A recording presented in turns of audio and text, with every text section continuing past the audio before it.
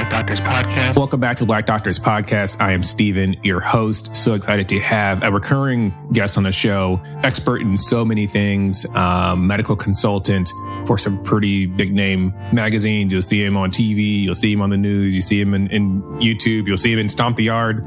Dr. Italo Brown, man, welcome back to the show. It's a pleasure to be here, Steven, man. This is always a warm space, and I feel like I'm home.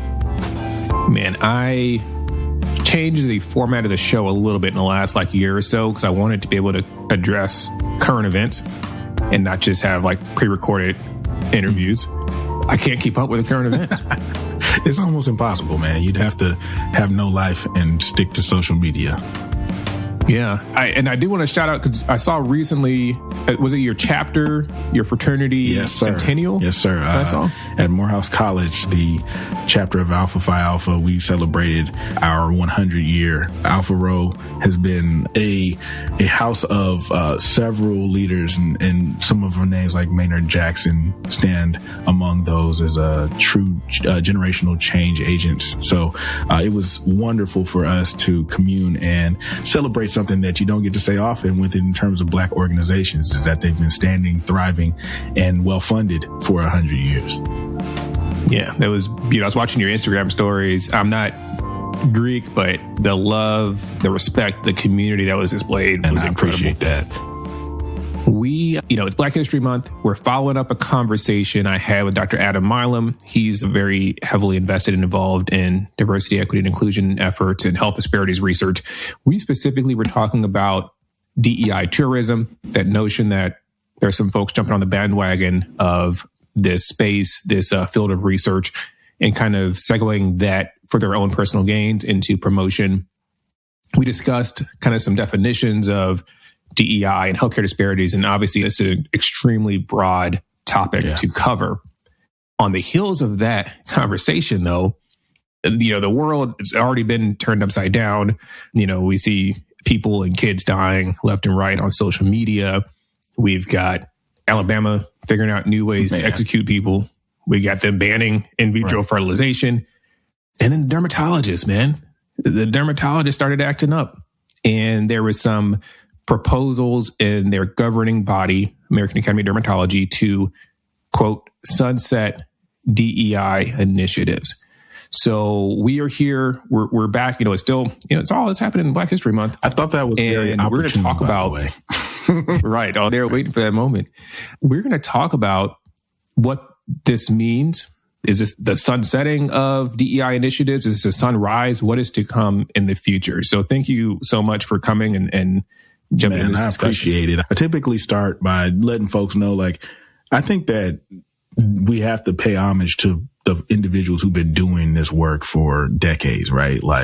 There is a long history and legacy of individuals fighting for diversity, equity, inclusion, and justice, and in the medical space, and trying to make sure that underrepresented minorities in medicine continue to get opportunities that have been systematically and structurally barred from them. The other part of it is I always try to make sure that there's a clear understanding that, when we talk about DEI stuff and health equity stuff, they're often in the same breath. And this was one of my initial kind of pain points, is that these two things have different targets, right? When we discuss DEI and even justice to that extent, a lot of times it is targeted towards the workforce. So how do we improve the workforce to have more people at the table, more representation, make sure that they are equally empowered? That's more DEI to me. Whereas I think health equity conversations are targeted towards the patients and outcomes. How do you improve outcomes and make them more equitable? How do you make them have the experiences and the opportunity for a long life and high quality life? So I share that only to kind of set the stage, but we're talking about diversity, equity, inclusion initiatives. Yeah. And I know, for the medical students, residents out there, somewhere in your purpose statement to get into medical school, you're probably talking about healthcare disparities and fixing these problems. And obviously, you joining the medical space contributes to diversity, equity, and inclusion because you are representing for your background and people from your race, ethnicity, or culture. But I guess if we look at some of the things that have happened, we see there is a whole playbook. We can start with Harvard, Dr. Gay. I'm curious kind of your thoughts on starting from there, or maybe go back to the affirmative action ruling in the Supreme Court. You can take your pick. Where do we start? I'm working on a piece, and I have to say this honestly, and it's not a plug for it, but the title of the piece is we had 2 good years, man. We had 2 good years. It's similar to Ta-Nehisi Coates when he wrote the book, We Were 8 Years in Power. And if you think about it from kind of a parallel standpoint, where in those 8 years that Ta-Nehisi Coates spoke about the changes and everything that needed to occur in order to have President Obama at the helm of our nation, and how in the substance of his tenure, he was able to do some things that had been, needed in our country that didn't just benefit Black people, but benefited people in general. And then to see a very harsh, regimented backlash once he exited, right? Yeah. This is not the first time in history where this kind of dynamic has existed.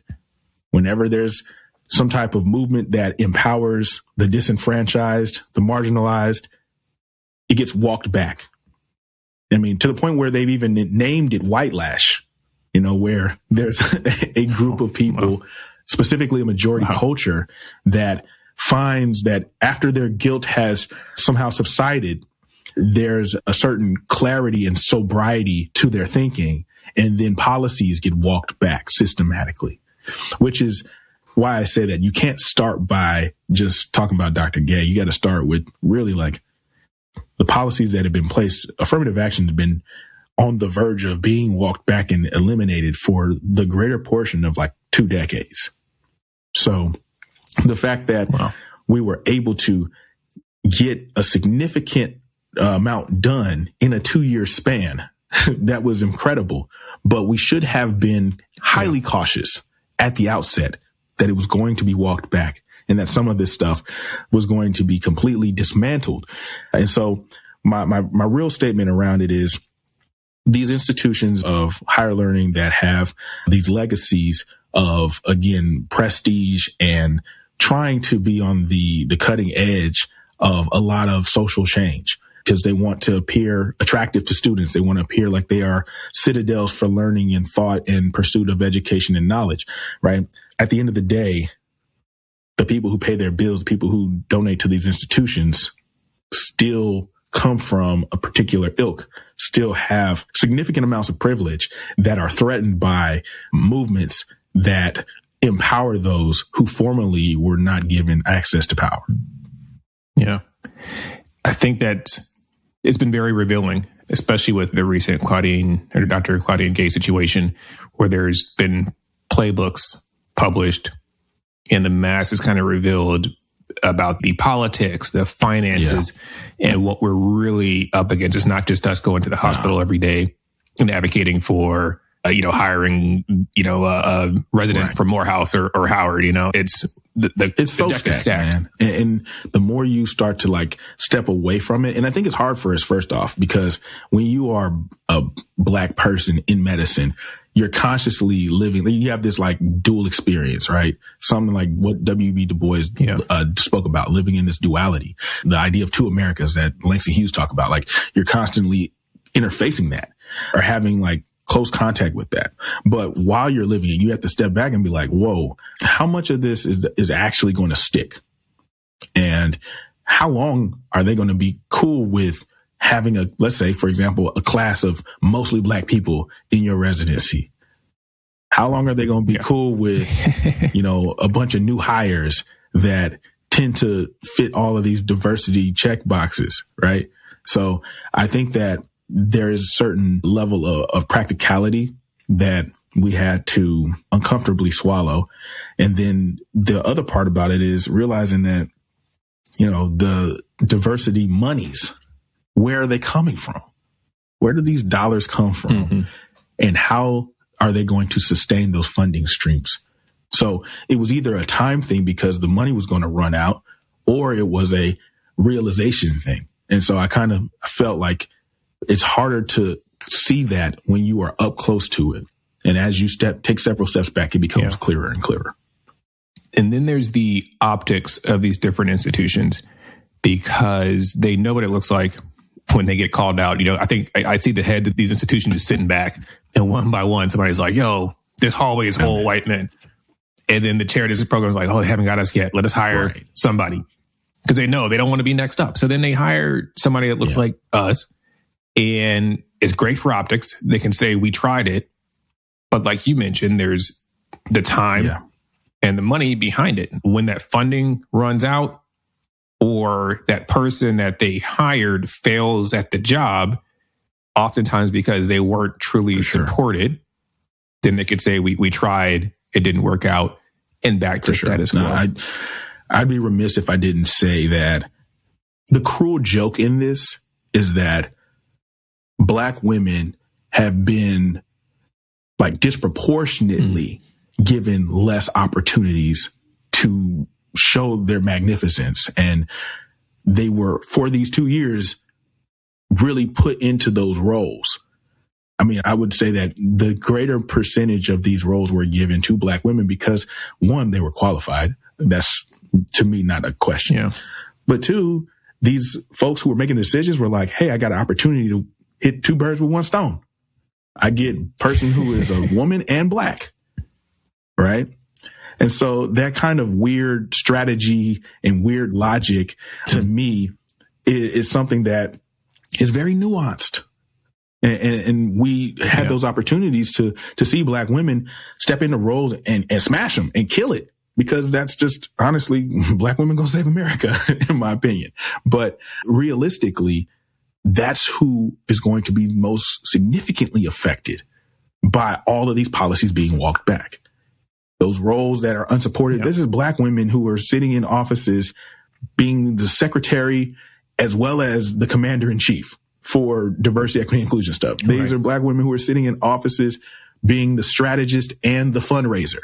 You know what I'm saying? Like that's hard to do. And it just, again, it speaks to their level of being dynamic, but at the same time, resilient. You don't ask that of any other person or ethnicity or of men. And if you play a gender card in that regard, but that is something that we have to look at and say like, wow, like, was this a okie doke from the beginning? And how is the lack of support or creating jobs and roles without support, how is that justice? Yeah. And the nuance you mentioned, I mean, these women have the team on their back, right?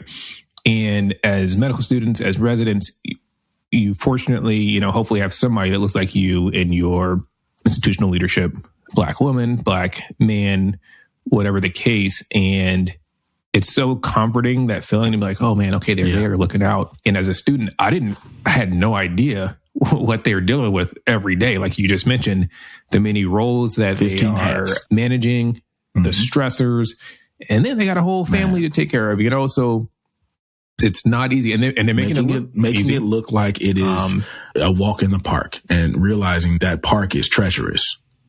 Yeah. And we got to highlight Dr. Uche Blackstock. You put me on. I knew she was dropping the book, but I saw your stories that, okay, the book's released. I won't see it on your bookshelf yet. It's right there. Boom. I got it. Here we go. Get it in the camera. Okay. I just finished reading that. And the same, I've seen her from afar and, like a duck, right? Just swimming on the surface of the water. And down below, you're just kicking furiously. And what she highlights in the book, her experiences at these large academic institutions, just mind blowing. Like, oh, you dealt with that too. It's crazy. Those experiences are so common. And for her to have the courage to not only step away from academic medicine to focus on things that matter to her and build a foundation for doing quality health equity work, but then to also in the right time, be able to make this decision and then catapult into a national figurehead, and not just a talking head, but a true, like, I stand by this. Like the proof is in the pudding type of a person when it came to understanding health disparities and how there's so many social and structural factors that play into it, even systemic racism, like calling it out on national TV. Like that is a courageous act. And then finally, like her making document of this and putting it forth in a book is really incredible. And she deserves every single accolade and all the success that she's getting. But what I do say again is this is the lived experience of almost every Black person in academic medicine. I can't speak enough to how this, like her ability to make the decision is the linchpin. And it's something that a lot of us don't have access to or the ability to make, whether it's because we can't consciously make that decision, or we're stuck based upon family circumstances, or we're barred to loans. Those are the reasons why we stay in these positions, unsupported, consciously being microaggressed against daily, having to put up with a system that was never really built with you in mind, and then always being asked to stand in the gap without any additional compensation, pay, or given resources for our actions and service. And I got to highlight this from the book before we move on. But one of the things that really resonated was, there's so many social issues that we see and we can comment on, but that changes when you get that email from your job, or you get a colleague that's like, oh, hey, they saw your tweet. They're not really happy with it. And that's when the rubber hits the road. You got to make that decision. Ooh, a tough decision. Right. Do you double down? Do you scale back? So I loved that portion of her book, Legacy. I agree. I think she gave us almost a playlist of responses through her lived experience. And it's also very difficult, again, to think of it as a one size fits all solution, right? Some places it works, some places it doesn't. And I still think that, this happened in one of the most liberal places in America. So it's like when you're training and you're doing this stuff in New York City compared to doing this in Birmingham, Alabama, Jackson, Mississippi, right? Yeah. Anywhere in Florida. Ooh. Or middle ground state like Ohio or South Carolina to some extent, or battleground state rather in South Carolina. These actions are different. So we've talked kind of about clawing your way to getting a seat at the table. And for so many of us, right, first generation in medicine, we're like, oh, I made it. I'm an assistant professor at this institution, it's the mountain. Shout out to you. That is an incredible accomplishment. But then you're like, okay, now there's these committees I got to join. And now you're on a committee. And now there's they need some DEI stuff. So now you're you're the DEI person. And I wonder your thoughts, as we attain these leadership roles, the staying power of these different roles. What should institutions do to legitimize these positions and ensure that they stick around and are beneficial? Well, I have to first acknowledge the fact that it is risky, right? And I acknowledge the risk that a lot of these institutions took on the front end in creating the roles, right? You're talking about a role that doesn't have any evidence in terms of its necessity. Like we are in academic medicine. So it's all right, what does the literature say? Well, there is no literature that talks about what happens when you have a chief diversity and inclusion officer, when you have a director of diversity, or whatever the name of the title was, right? There was no literature for it. Or rather, there was not an abundance of literature for it. Then there's the thought of how do I fund these roles? So it's got to come from somebody's budget. And a lot of times it was either they're searching whatever donor pools they have, because during that time frame, guilt was real, and people were in masses donating hundreds of thousands of dollars to institutions.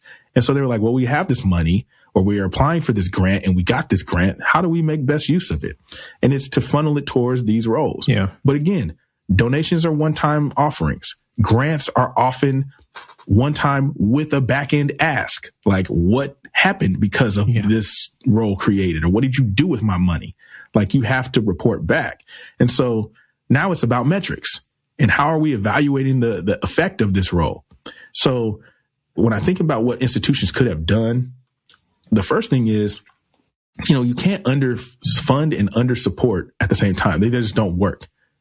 If you're going to adequately fund and offer support. The second thing is realizing that, Rome wasn't built in a day. You can't walk in a room and turn on a light switch and all of a sudden it's like, oh, everything's better. No, realistically, this was something that was going to take 10 years, not 2 years. And 10 might even be aggressive. But in terms of like creating the infrastructure for this, to come up with programs, to pilot and vet the programs that work, then scale those programs, and then see if there's a true effect magnitude. Like that's something that you can't do on a 36-month window. Saying like that's just not the most aggressive persons in the world. Like you would have to have a NASA level team to do that. You know what I'm saying? Like you would have to be an Apollo mission to do that, and you still might fail. So I think that's a reality, is that those things could have been accommodated up front by chief medical officers, chief executive officers, or anyone, deans, whoever of these schools or of these hospitals. They could have had that type of foresight if the true, honest choice was to make this investment.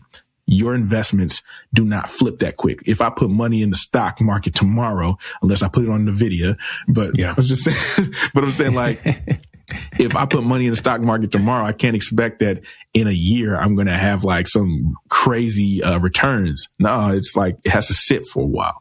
And so that was one of the biggest missteps. And then the other thing I think they would have to do to make this thrive is realize that there's still culture shift that has to occur, right? And that culture shift is hard. You can have all of the funding, all of the money in the world, but if your institution is still kind of like averse to seeing a woman in charge, or averse to seeing a Black person lead things from the front and not be behind anybody, or used to seeing somebody who comes from a LGBTQ identity speaking outwardly and expecting everybody to change the way that they address folks based upon pronoun usage. Like, that's a culture shift, man. Right. Fought that one. So I'm just saying it's hard for everybody to comply. And the way that what do you do? How do you penalize somebody for not complying? How do you change behavior? Do you just fire everybody? Like these are more nuanced questions that I think on the front end, had they been addressed and had they really been focusing on like somebody who only works on culture shift, someone who only works on questions from other people who are in the work environment and how they're going to not coalesce, but actually embrace these changes. And then like that would have been an entire different thing. That's like an industrial psychology thing that they could have actually swung at the same time as rolling out this role. Instead, what you ended up having was the chief diversity inclusion officers serving as that too. So it is very hard on the person who's in that role. And I just think that there were some opportunities to meet that on the front end. Yeah. And from an institutional perspective, it's, hey, we got this Black person, you want to be the DEI chair. And it's like, you know, they may or may not know the ins and outs, like you just eloquently stated. How do you build a DEI program? You need to consult somebody that knows what they're doing. And, you know, well-intentioned, it's a promotion. If you're at that institution, you're well-intentioned, you want to help, but you may have been, you know, outgunned from the beginning from taking that role. Because a lot of these positions popped up. You said 2 good years. There was DEI chief positions being created across the country. And in the last, 6 months to a year, I've personally noticed some of those being scaled. I don't know all the intricacies, all the details, but I've seen some folks move for roles and then move, a couple years. Yeah, there was an entire shift towards it. And that's kind of why Adam's podcast episode is going to be so dope, because he talks about people who just saw the wave, and there's like, they're surfers and they've been paddling and they see the wave coming and it's like, get on this one. Right. But it was a lot of reasons to get on, right? One, it's most of the time it was a vertical move, right? Because you're getting from whatever role you were to actual title that allows you to leverage it in other type of job opportunities. Yeah. It came with some resources. So you got a bag of some sort, right? It came with the ability to truly affect change, right? So you might have been doing something at one scale and now you're able to do that at a larger scale, as long as you were able to comply and demonstrate results. And then I think the other major thing that we don't talk about that the role did was it set what I would consider to be a precedent for if you are a person of color and you wanted to do work in an institution, it's like, hey, this is a potential pathway now, right? Like, this is how you can get your community work funded. This is how you can create a very broad catching program that gets more people who look like you in the building. This is what you can use to attract other students and residents. And so it's like this clear pathway now. And that's sad, right? Yeah. It's sad because we honestly should be able to do anything. But this was one thing that was more natural to a lot of applicants who come from URN backgrounds. And then I would be remiss not to say this. I don't think that it was like poorly intentioned. I don't think that the creation of these roles and when people were assuming these roles, their immediate thought was like, let me extort this institution. Let me get everything I can. Right. You know, like people really did like buy into the thought, and it was hard not to, right? You know, this will take you back. It's 2020, 2021, where like people are sitting in this like this standing water of like what's happening in the world. We're seeing, you know, Black Lives Matter movement on full display. We're also masked up and like having social distancing. And so all of this is making you confront a lot of personal questions and things around identity and what matters to you most. Yeah. Seeing Black and brown folks disproportionately. And it's like, I want to do something. I need to stop this. And so I think that the intentions were there. Where it kind of started being weird is as it became more lucrative. So now you start to see multiple companies and organizations create roles. So Google creates a role. Facebook creates a role. All right. Okay. All right now. So you're looking and you're watching industries and you're like, all right, so the tech industry is creating these roles. People are now glowing up. You're looking across and you see folks glowing up, meaning academically, professionally, financially. The glow up was happening around you. And so how could you ignore that potential? Right. I don't blame anybody for being a part of that and being transparent. Like the opportunities that I was given are a function of people being conscious of this. The one thing that I do tell folks is, I was doing it when it wasn't popular. I was working in this capacity before it was popular. Suffice it to say, those of us who had been doing work in diversity since forever, for as long as we can remember, it was our comeuppance. It was the opportunity for us to finally reap what we had sowed back in the early 2000s, mid 2010s. Like we were finally given the opportunity to make good on some of those those sweat equity and investments that never were appropriately seen. Yeah. I want to close out by talking about what's to come. But before we get to that, we have to talk about the American Academy of Dermatology, because I think this foreshadows what can happen and happen quickly. And this affects, all of us in healthcare, different specialties, whatever the case. So over the last month, the American Academy of Dermatology, these large governing bodies have different institution or policies and endeavors, and one of which was kind of a DEI outreach program and funding sources where they're training up mentees and trying to increase diversity in the field of dermatology.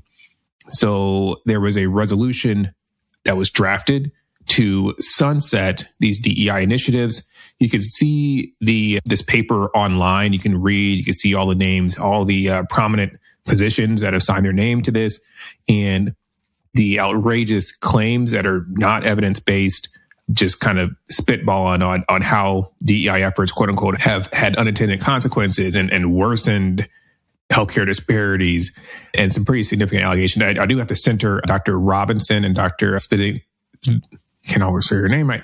Apologies, Dr. Spidinsky, two Black women, like we just talked about. They got the team on their back. Black women dermatologists that have been going ham on social media, just keeping myself abreast as well as everybody else about what is happening. And for me, it's foreboding because this can happen in any specialty. I mean, not even can happen. It is happening. I really, I think that this is the reason why this is such a big deal is because it creates a precedent, right? It creates a precedent across academic medicine. if you see a specialty that is, in my opinion, if I had to ask in all of the different specialties, who are the most combative, argumentative, the ones who would be willing to strongest advocate for things, I would not say dermatology. And that's no disrespect to dermatologists. It's just the fact that there's a lifestyle benefit to being a dermatologist. And a lot of times it's easy to just go with the grain. But one, the disparities in dermatology are very real and evident. And so there's like a clear anchor and reason why these DEI initiatives that basically push the health equity issue forward are there. The second part is realizing that, as I said, once one organization accepts this type of a resolution, you've now created a blueprint on how other organizations can adopt the same resolution. The language is there, the strategy is there, and even that you can learn as a case study how to combat the questions and the negative optics of it from this particular one. And because it's dermatology, it's at a smaller level, right? It's such a niche group of people. So that's why we should be paying attention to it and how it plays out. Now, there are a couple of things that I do got to say about it. And one is there is a financial element to this that is being underplayed and downstated. I think that, or understated and downplayed. And I think that's what we need to be more focusing on is like, how are these other companies that have given money to the organization going to be affected by this? And the truth of the matter is maybe this is protective and that's why they're pushing it so much. Maybe the reason why these organizations are pushing it, they're using the veil, the Trojan horse approach of, hey, this is potentially anti-Semitic. It's potentially going to affect other people negatively. It's increased health disparities, not reduced them. They're using that as the Trojan horse when the real thing is nationally, lawsuits are actively open against companies that have created diversity and equity and inclusion initiatives and are disproportionately funding people. And so now, because of the absolution of affirmative action, there is legal precedent to sue these companies and sue these entities for discrimination, right? And so maybe there's a desire to separate themselves from potential legal action in dissolving these types of things. So I just encourage people to track the dollars, follow the money, because that ends up being what helps sway people. Now, imagine if that organization ends up being roped into a lawsuit or they lose significant money because somebody they partnered with is going through some type of a legal battle related to diversity dollars. Yeah. It's food for thought. Yeah. And I hadn't thought about that. Shout out to the 5 or 6 dermatologists that are out there. I don't think that they're fighting a lost battle at all. I think that I would pivot not necessarily towards all belonging or anything like that, like how most places are pivoting now.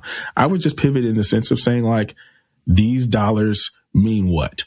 Like how is the loss of these dollars worth more than the loss of literally hundreds of doctors of color?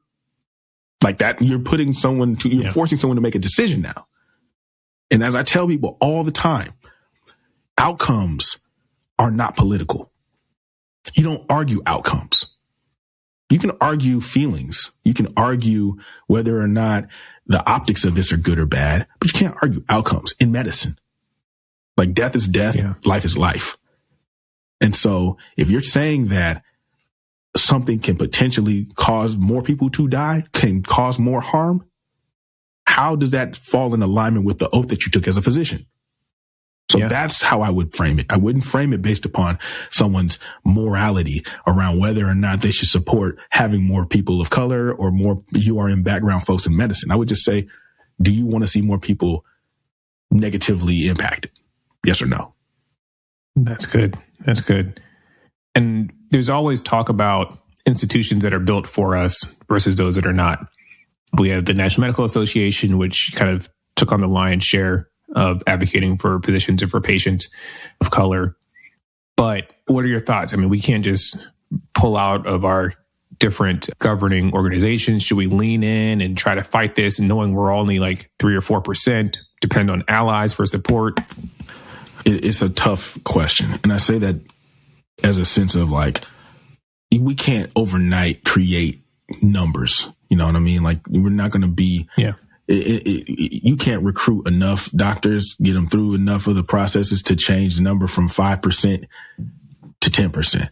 That is just a difficult thing to do, and it doesn't happen overnight. The same thing is like these buildings that were created that don't have us in it. We can't just like all of a sudden create and construct a new building with all of us in it and named after someone from a URM background. It does require a lot of coming across the aisle, so to speak.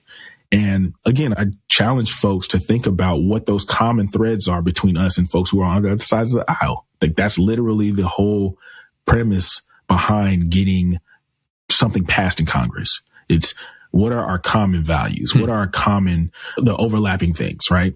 And so stuff like talking about children, clear overlap. And so why not focus on things that are affecting vulnerable populations and think about vulnerable populations, not in terms of racial or ethnic groups, but in terms of ages, like pregnant women, kids, older people. If you're able to highlight stories and emphasize stories that also demonstrate your point within those age groups, now you have common threads because most people know somebody who falls in one of those three categories. The other thing is, once you get an ally, what do you do to maintain those relationships? Is it a thanks for your vote and now I'll let you know more? Or are you actually engaging them? Are you bringing them along to see the evidence of the decision that they made?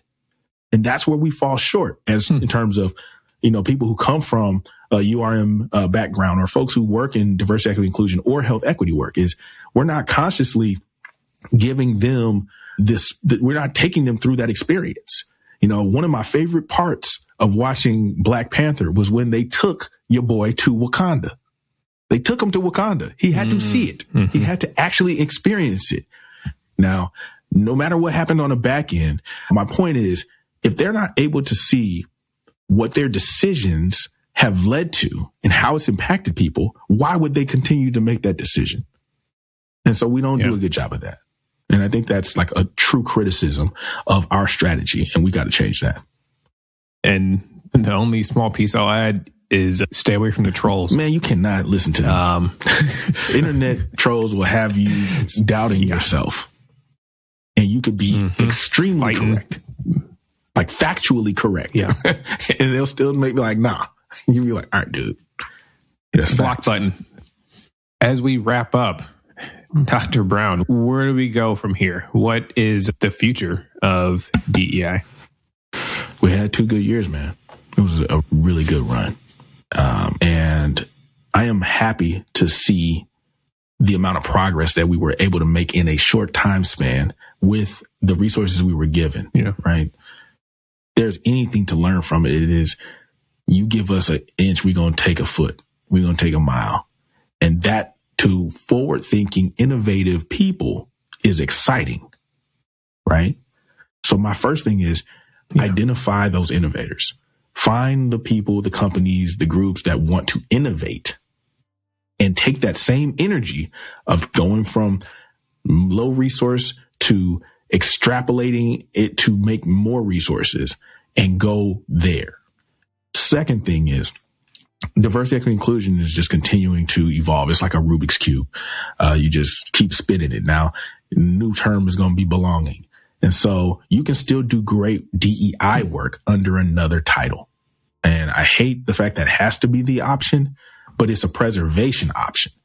So for those who are getting rolled into offices of diversity, equity, inclusion, and belonging or wellness offices, do good work. The work will speak for itself. You can still do those things. You can still bend their funding and be Robin Hood to make sure that the people who need to be impacted are impacted as well. And then the last part is this, realizing, I've said it before, outcomes aren't negotiable. You have to change your focus or either amplify the focus, like really have a conversation with yourself and say, what was I trying to accomplish? Now, for me, it was never about just DEI work. It was always a health equity issue. And one of the routes to make health equity was diversity, equity, inclusion. You get more people who look like the patients have greater adherence. There's concordant studies to back all of this information up. And that was the reason why I focused on that. Now, outcomes are not political. They're not negotiable. if you can figure out how to frame your career and frame the work that you do around outcomes, now you put people in a different position because they have to answer a question that is not just a moral imperative. It's literally about you have agreed and signed on to do this. And now you're saying that this doesn't matter. So I think that it's easy to hit that Uno reverse card on them with this. Does not mean start diving into health equity at the same race as DEI and parachuting on it, because on this end, there are real consequences, right? The consequences of failed DEI programs was, all right, we didn't have any more doctors who were more representative, or we have people leaving this space into another space.